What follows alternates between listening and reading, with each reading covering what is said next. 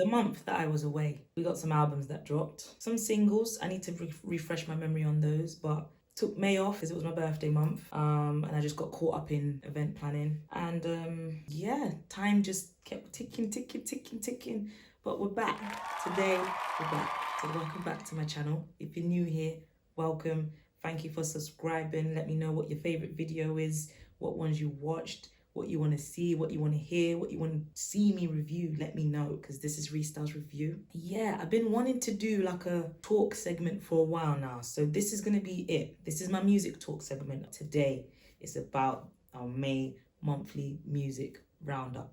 A little bit of a tongue twister. I mean, May, what are your thoughts on May music? Okay, I'm way behind, but music is timeless, like I always say. I'm gonna start off with Nines dropped this at the end of April, but I'm shoving it into May, because throughout May, I've been listening to it, still listening to it now. Yeah, it's a great album, and it's technically at the end of April, so we got to talk about Nines' album. I think the album was great. I love the album. Came alongside a film as well, Crop Circle 2. About 15 tracks long, I believe, which is standard for Nines. Look what the we've done, yeah. Look what the we've done. I feel like it had a good balance in it. I don't even know what number it ended up charting in the end. The album was fun, man, and it had such a different variety of genres in it. Like, we got the UK rap, we had the mellow sounds, we had the neo soul sounds with weed, man. Like, come on. That gave us that neo soul sound, and it was just soft sounding, and then Nines comes in on his things, but then we get the Greek street rap, then we get the summer chilling on the block type sound, like that classic Nines sound, and then we get the cruising in the late car type sound, late night drives, and then some nice R&B and soul samples. So we get a big variety. We even got the trap wave type DBE sound with that tune with Naf Smalls and Clavish on it. Different League it's called. So as always with Nines, we get a nice balance, and I'm here for it. Yeah, I think this tune here, Blessed, yeah, Wretch 32 has been showing up and showing out on these choruses as of recent.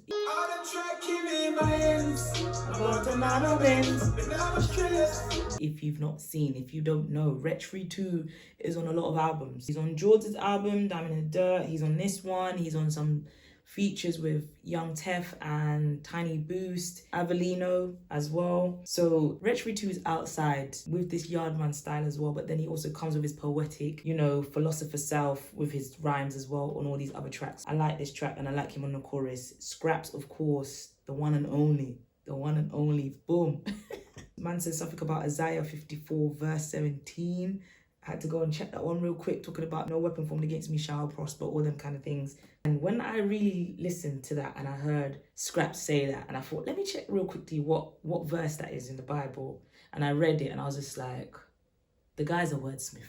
It's so strategic. Like, we're not deep enough that when people rap and they write bars and they rhyme, it's one hell of a skill. It's so calculated and strategic and well thought out. You have to respect the art of rhyming and rapping. Moving on anyway, I like how Nines keeps his classic format on all of his albums from when he was doing it way back when, like, and then doesn't feel the need that he has to do drill and he has to do that and he has to do that to stay relevant. Nines stays in his lane. Tuesday's got beef with Wednesday now, it's all back. My Monday chick, supermodel is comes from some runway shit. Like this R&B sound, I love when the UK rap dons like really merge R&B. Nines and Scraps are G's at doing this. That R&B aesthetic pulls on some heartstrings. It pulls, you know. I was trying to think in my head, what album do I prefer? And in the beginning, Crop Circle 2 went up there for me like that. I'm a crabs in the bucket, and Crop Circle before Crop Circle 2, you know, like that comes third. It's still a good album, and that's how I felt. But now, today, currently, I'm not sure how I feel. Let me know what you guys think in the comments. What album do you prefer? In what order? And how do you feel about Crop Circle 2? I'd love to know. I know I've missed like a month, but I'd love to know how you lot feel about Crop Circle 2. I want the air horn. Pull up the blood clot tune. Because this one right here, oof. We got to talk about Line of Fire. It's one of the best tracks on the album. I don't give a damn. It's one of the best tracks on the album. This tune, everybody's feeling this song. If they're not even feeling the album that much, this song, I saw everybody reposting this song. I know this fist fighting thing, I'm hearing shots. I leave my holes in a pair of crocs. This song gives you that essence of UK rap. I love the UK artists here that have their boys that are underground, but they rap. You know, like your man them that you grew up with from the ends. They rap, but they don't want to be in the limelight too much. But they might give you a verse or jump on your chorus or your hook like from time to time. Do you know what I mean? Them man there, that they're not outside like that. They're not trying to pursue rap, but they will drop a sick little verse. Like this is that tune, and like even the instrumental is just that. It's just that nighttime cruising. We got Hear Me Out, yeah, which is the second to last track on the album. When I heard this song, guys, I was like, we're near the end. This is the outro. It's not even the outro. 9 still gives us an outro after this. So those two are like a top favorite of mine. The vibe on Hear Me Out, let's hear it out. Let's hear it out. Woo. Heartstrings, you know when it just pulls that sample, that sweet sample.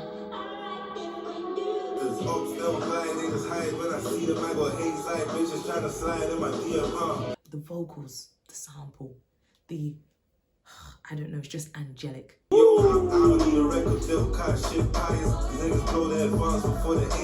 Listen, I gotta move on. But productions on this, cold. The beat selection is incredible on here. We're all gonna be playing this throughout summer, I'm telling you. Quickly though, the outro, tapped out, yeah? It's not called that, it's just called the outro, but he went through like a whole album talking about like his past life and everything and what he used to do and all this and all that, and then he rounds off the whole album with the outro talking about he's tapped out and he's no longer in the game and he's done. Like, don't ask him nothing, he don't know nothing. And that's Crop Circle 2, everybody. Tapped out. I don't know who got stabbed, I don't know who got shot, I don't know who got grabbed. Tapped out. Moving on swiftly, ending of April, throughout May was the month of UK street style rap coming back into effect. Like we've just said about Nines, Potter Payper dropped his album, Real Back in Style. And that was I think it was also 15 songs long and straight real rap. Like that's what he came with. And I was here for it. I listened to it a couple times in the beginning. I weren't really feeling it, but I needed to be in the right environment. Put it on, listened to it top to bottom, and I was feeling it. By the sounds of it, Potter Payper wasn't looking to own any hype. You can see the direction that he's taken this album. It's very seamless, you know, and he's definitely just showing that real is back in style with the beat selection that was chosen and the way that he's literally just rapping his heart out. Like he's literally going for it. Bars, it's just straight bars and beats throughout the whole album. And I'm okay with that. It makes it a steady album.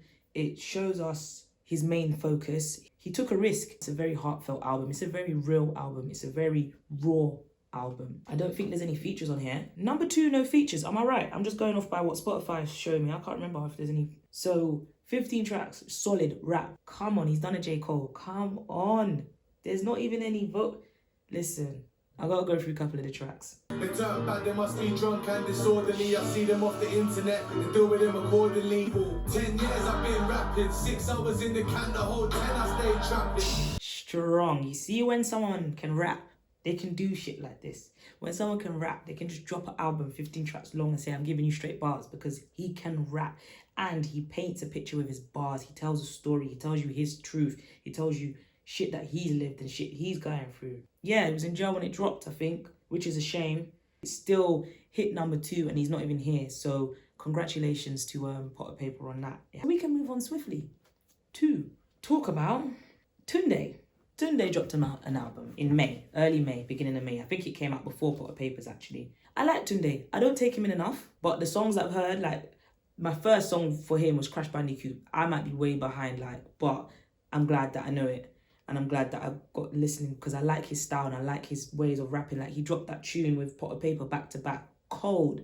Love when artists link up and do a back to back together. It's just fire. I link T on my just rap, you can blow shit. Still think I'm Boston George on my blow shit. How seamless is their back to back? How perfect is their back to back? I link Pete on my Jack Jones in the morning. He was 1 or 2 cause we're staunch and they know this. My boys in the SR. I want another track from these two. I want another one. I haven't spent too much time with this album. I've listened to it, but not fully.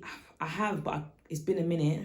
So I need to spend some more time with it. But like I said, I enjoy Tunde's music. I enjoy the style, the bounciness of his flow. Like he jumps on these West Coast beats, but to have that UK flow and to have Tunde's flow and to have that accent on it makes it 10 times better. He rides the beat so effortlessly and it's cold. Money team like Mayweather. When I'm with the rock in a pot, I can bring it back over without using much and it's still. He's in the UK, yeah, up Manny to be specific. Listen to the beats that he raps on. Shout out to the producers. I don't even know any of the producers, but shout out to them. I think I read somewhere that he uses Manchester-based producers as well, which is dope. Like, you got to rep for your city. Shout outs to that, and not always feeling like you got to come to the capital to collaborate and link people and da-da-da-da. It's nice that he's putting like Manchester producers on the map if they're not already on the map. Tunde has a place to stay in this industry, yeah? Big place to stay because he's just different. And I look forward to more music from him. Definitely.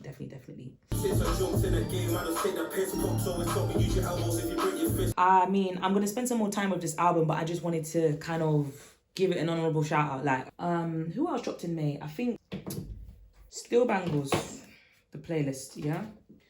So, we had Still Bangles drop this mixtape, this album called The Playlist. I know, the playlist album, right?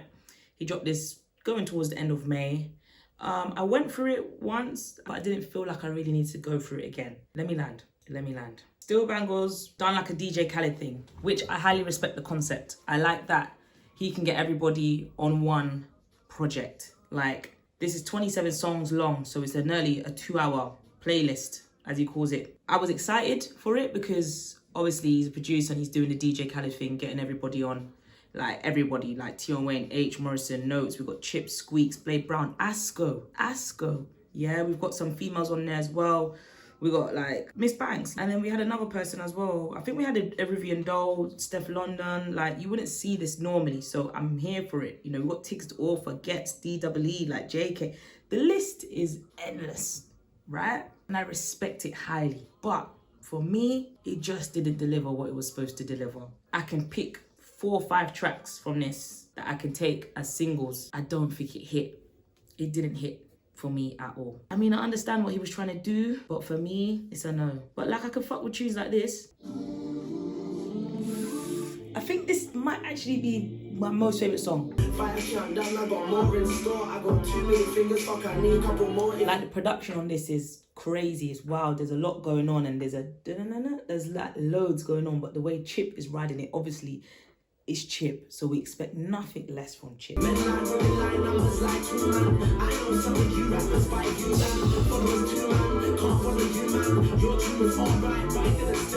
I can fuck with tunes like that. Yeah, I don't feel like it was strong, but shout outs to him nonetheless for the idea. I feel it was a good idea.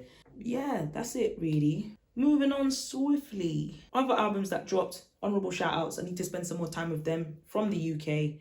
Governor B dropped an album titled The Village is on Fire. Got some Gets on there. Got some couple people on there. Need to listen to it. And then we have George, Dirt in a Diamond. We've got features from Cash. Wretch Free 2, like I said, is on there. Masego, Cranium. Like, George gets people from overseas on these albums, which is good. And it's only 15 tracks long. 15 is like a number right now for everyone in their projects. So I went through that. The first listen, decent. Those are all those from the UK. Other albums going overseas, Kaytraminé. Kaytraminé dropped their album. Interesting for me. Interesting because they dropped Forever as the single and it was dope. Got Pharrell on there. Vibes. Now, talk to me, guys. Talk to me. Was you expecting the album to go the way that it went? I listened to it late. I only listened to it last week and I was like, rah. I feel like everyone was expecting it to go into a house summer vibe. Summer's here. And now I wonder if it made people's expectations go up here and go in a different place, that when the album came out, was they enjoying it? I know once I listened to it, I'm a rap head, and although I was expecting house, for me, I was like, I'm not mad, because we're getting some different types of style of beats right now, and he's just rapping and he's doing his thing, and Kaytraminé's killing it. Let me know, peoples, what you thought. But I was here for the kind of switch up. It would have been nice to obviously get some more singles that, like, you can just have some fun in the sun with, but I mean, we got Big Sean on there. We got Snoop Dogg on there. That's a decent track as well. Like, that was a nice track. I think I had to rewind that one. We got Freddie Gibbs on there, and I like it. I like that the album is not big on the feature list, and they were very selective with who they were putting on there.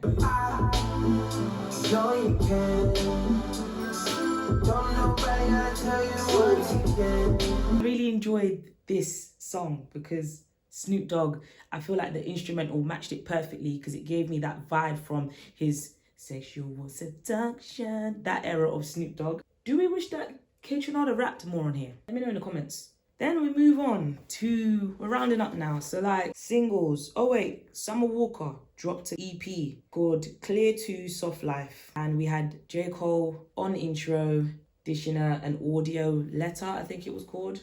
An audio hug. So again, with that one, I need to spend some more time with that album. But let me know what you thought about it. Obviously I love J. Cole. J. Cole's my favorite rapper. So I'm here for that song.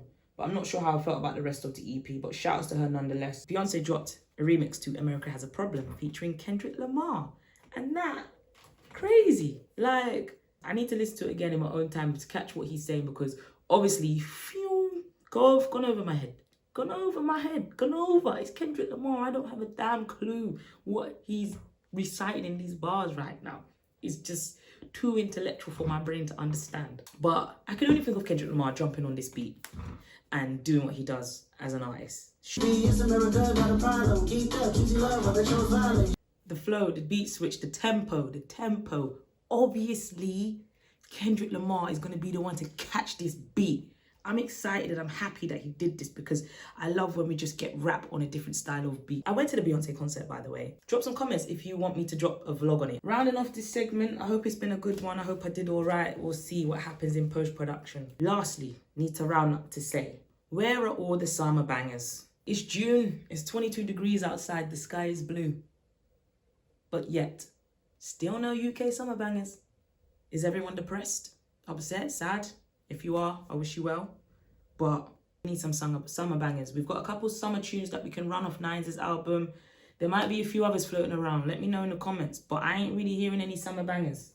Let me even go through my RSR playlist. I have a playlist where I drop New Music Friday. I just put New Music Friday songs in there to keep up. If you want to follow it, I'll put it in my description box. But yeah, I mean, long honourable shout out to Blanco and Koji Radical, The Long Way. If you're listening, artists, we need some summer bangers this June. Make sure you like, comment, and subscribe. This is Restar's Review. This was my music talk segment where I just have a conversation with you guys and round up the month of what's been going on and how I've been feeling. But yes, this is the first one. I just wanted to have a little conversation about the albums I missed. But yeah, stay tuned for what we got coming next. We're going to have some more music talk segments. Give me a thumbs up if you liked it. We out.